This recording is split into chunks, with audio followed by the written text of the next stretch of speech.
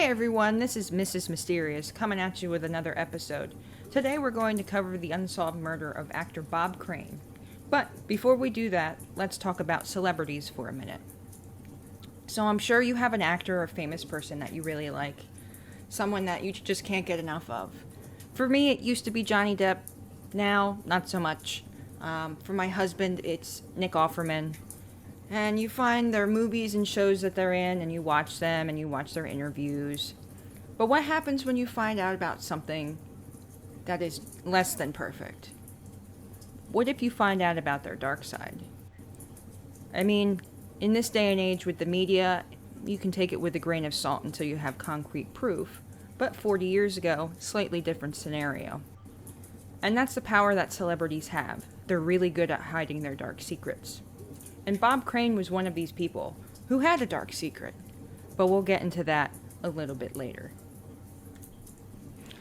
If you grew up in the 60s and 70s, you might already know who Bob Crane is, but let's go over some background.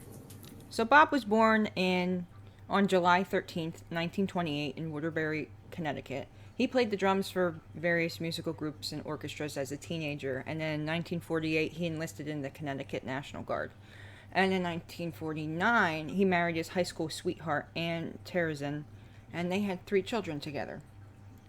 And because of his musical background, in 1950, Bob began his radio broadcasting career in WLEA, Hornell, New York.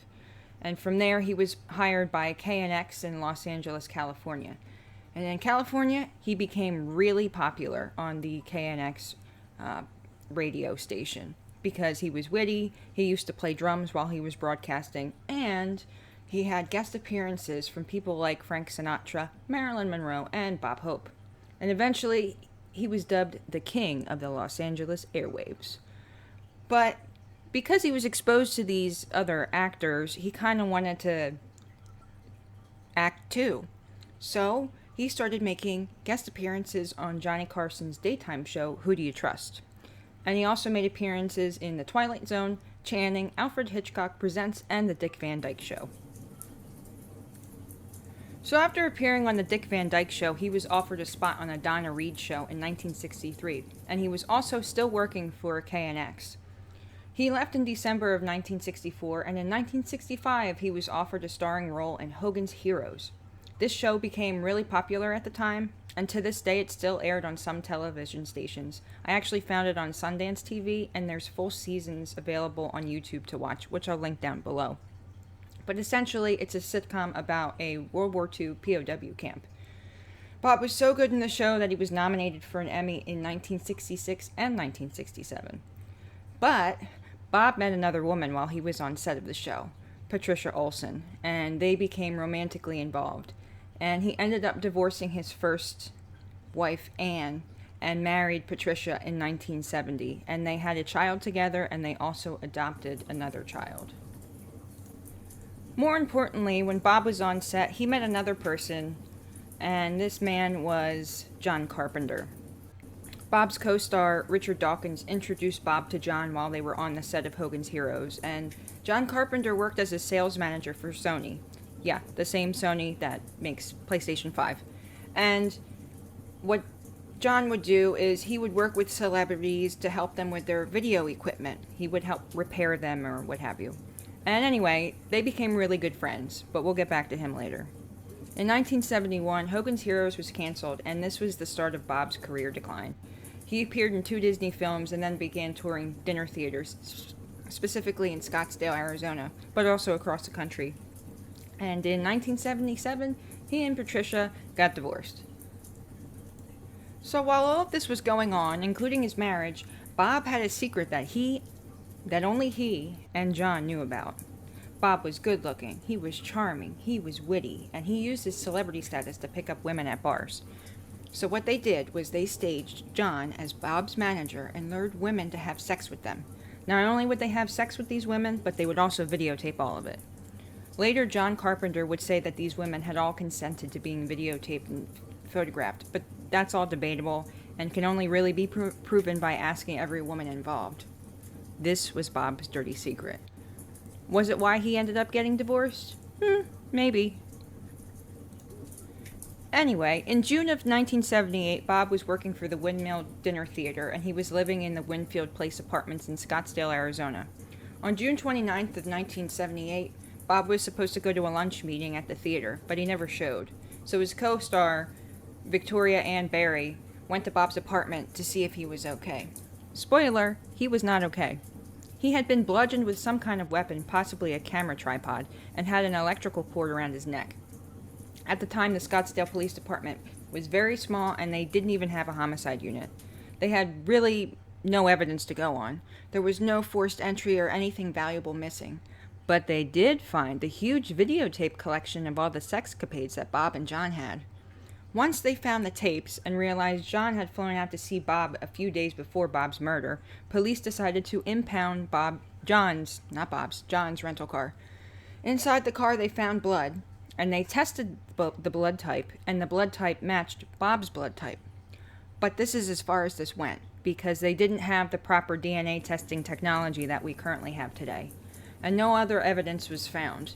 So the Maricopa attorney at the time declined to file charges. So let's fast forward. In 1990, Scottsdale Police Department Detective Barry Vassell and the Maricopa County Attorney's Office investigator Jim Raines, who's also a former homicide detective, decided to reopen the case. Despite the DNA testing of the blood being inconclusive, Raines discovered in the crime scene photos that there had been brain tissue in the car. But of course, these tissue samples had been lost over time. And an Arizona judge ruled that the new evidence of the photos of the brain tissue were admissible, and in June of 1992, John Carpenter was arrested and charged with Bob Crane's murder. Now, what I really don't understand is if they had lost these tissue samples and only had pictures of them, I don't understand how this new evidence was enough to arrest and charge John Carpenter. To me, that's a little bit of a stretch, but that's just my opinion. The trial began in 1994, and Bob's son Robert, from his first marriage, testified saying that his father told him in the weeks before he was murdered that Bob wanted to cut ties with John. Apparently, John was kind of clingy, and Bob really didn't want him in his life anymore. Robert claims that his father called John the night before he was murdered, and he ended their friendship. On the flip side, John's attorneys attacked the prosecution, saying their evidence was inconclusive. His defense brought in witnesses that were at the restaurant that the guys ate at the night before the murder, and said that Bob and John were still good friends. This doesn't make any sense to me also, because unless you know Bob and John, pretty well, how are you going to know they're still good friends? If you don't know them on that kind of relationship, that doesn't really make sense to me. But anyway, the defense argued that there was no murder weapon and that the prosecution assumed it was a tripod solely based on John's profession. Again, he used to repair cameras and video equipment, so they just assumed it had been a tripod of John's. They also argued that the new evidence they found was a far stretch and that the police work had been really sloppy in terms of handling evidence. The defense also said that Bob had many videos and pictures of various sex acts with multiple women. Bob could have used his pictures and videos as blackmail against someone, and maybe someone was fearful of blackmail and decided to kill Bob.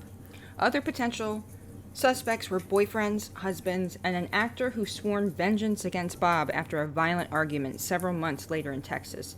I wasn't able to find out which actor this was, but apparently it happened. Moving on. John was acquitted and continued to maintain his innocence up until his death in 1998. Bob's son Robert later said that he thought his stepmother, Patricia Olson, had something to do with Bob's death.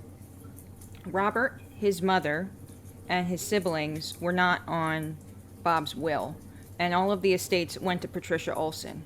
In 2015, Robert went on to write a book about his suspicions, and the Maricopa County DA commented saying they never thought Patricia Olson had anything to do with it.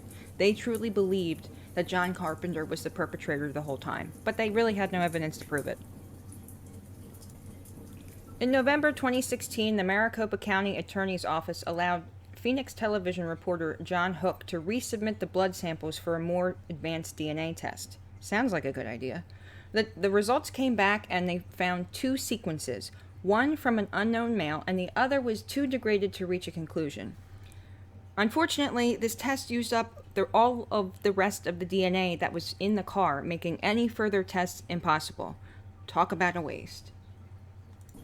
So basically, there's no way to find out who killed Bob Crane based on DNA evidence at this point, unless someone comes out of the woodwork to say they know who did it. This case is going to remain a mystery.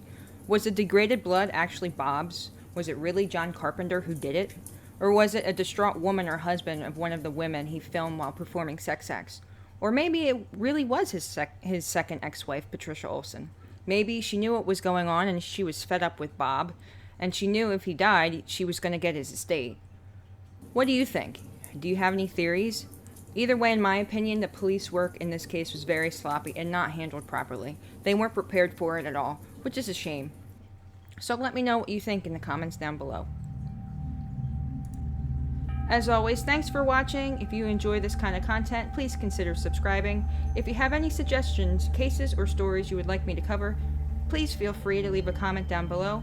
And as always, stay safe.